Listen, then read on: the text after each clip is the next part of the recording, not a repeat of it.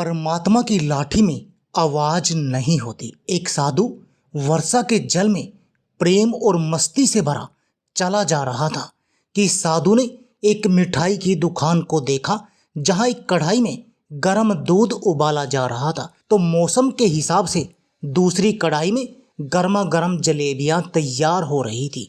साधु कुछ क्षणों के लिए वहां रुक गया। शायद भूख का एहसास हो रहा था या मौसम का असर था।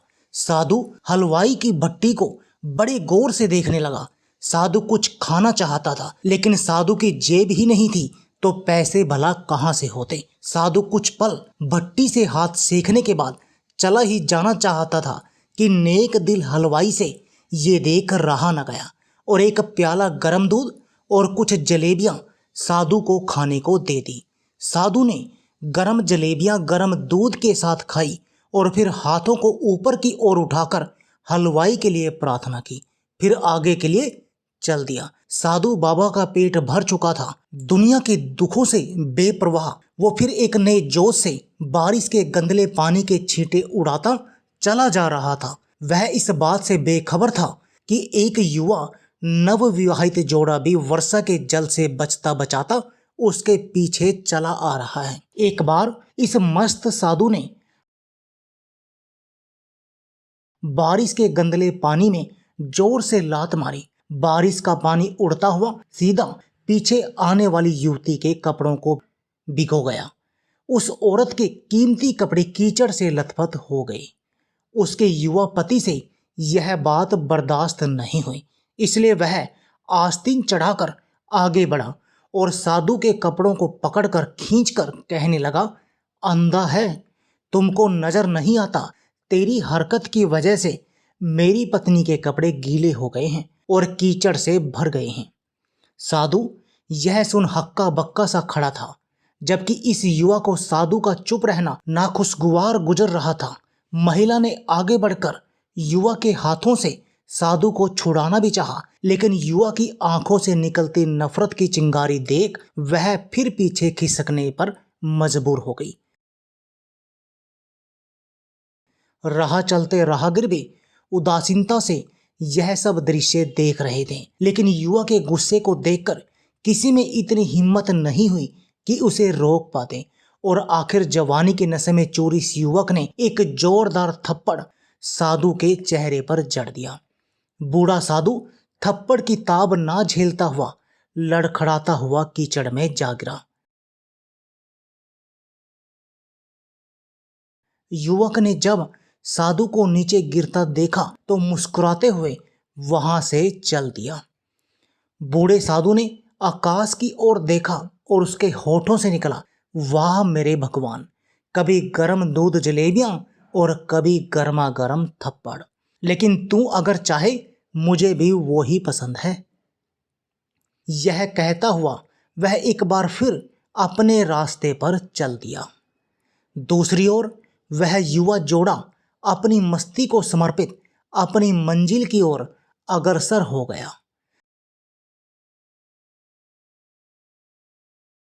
थोड़ी ही दूर चलने के बाद वे एक मकान के सामने पहुंचकर रुक गए।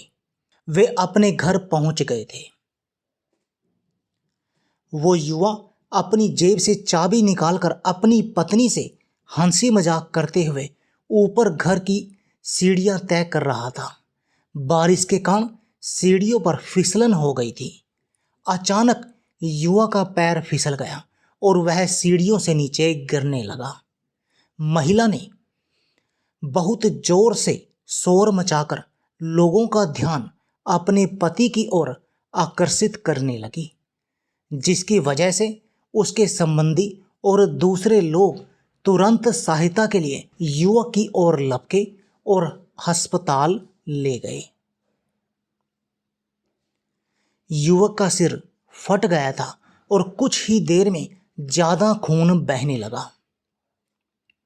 लोगों ने दूर से आते साधु बाबा को देखा तो आपस में कानाफूसी होने लगी कि निश्चित रूप से इस साधु बाबा ने थप्पड़ खाकर युवा को श्राप दिया है, तभी उसे चोट लगी है।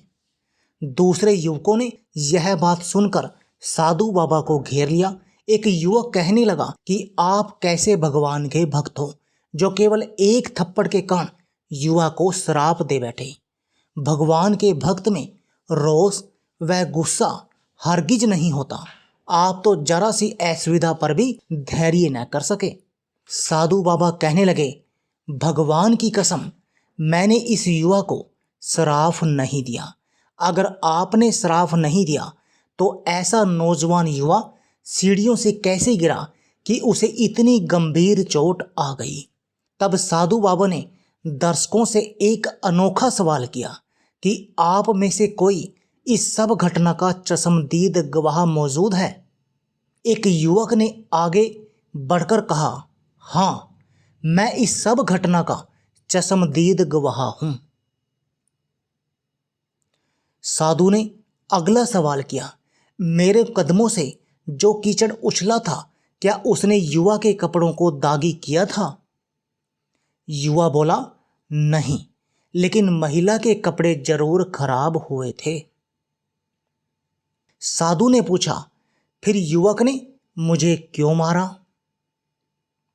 युवक कहने लगा कि क्योंकि वह युवा इस महिला का प्रेमी था और यह बर्दाश्त नहीं कर सका कि कोई उसके प्रेमी के कपड़ों को गंदा करे, इसलिए उस युवक ने आपको मारा। युवक की बात सुनकर साधु बाबा ने एक जोरदार ठहाका बुलंद किया और यह कहता हुआ वहां से विदा हो गया कि तो भगवान की कसम, मैंने श्राप कभी किसी को नहीं दिया, लेकिन कोई है जो मुझसे प्रेम रखता है। अगर उसका यार सहन नहीं कर सका तो मेरे यार प्रभु को कैसे बर्दाश्त होगा कि कोई मुझे मारे। और वो मेरा यार इतना शक्तिशाली है कि दुनिया का बड़े से बड़ा राजा भी उसकी लाठी से डरता है। सच है, उस परमात्मा की लाठी दिखती नहीं और ना ही आवाज भी करती है, लेकिन पड़ती है तो दर्द बहुत अधिक होता है। अपने धन, यौवन और पद का अहंकार दूसरों को चोट पहुंचाने का कारण बनता है, किंतु जब समय का चक्कर हमारी तरफ घूमता है तो हमारा कष्टों का दौर शुरू हो जाता है। हमारे कर्म ही हमें उसकी लाठी से बचाते हैं। बस कर्म अच्छे होने चाहिए। किसी को भी चोट पहुंचाना, खुद चोट खाने की तैयारी करना है। हमें अपने गलत कर्मों से डरना चाहिए, क्योंकि ईश्वर की लाठी में आवाज नहीं होती। तो दोस्तों, आपको हमारी ये जानकारी कैसी लगी और कौन सी जानकारी सबसे अच्छी लगी, आप हमें कमेंट बॉक्स में ज़रूर बताएं। वीडियो पसंद आए तो वीडियो को लाइक शेयर ज़रूर करें और हमारे चैनल को भी सब्सक्राइब करें। तो चलिए दोस्तों, मिलते हैं ऐसे ही कुछ ज़बरदस्त वीडियो के साथ एक नए टॉपिक में। धन्यवाद।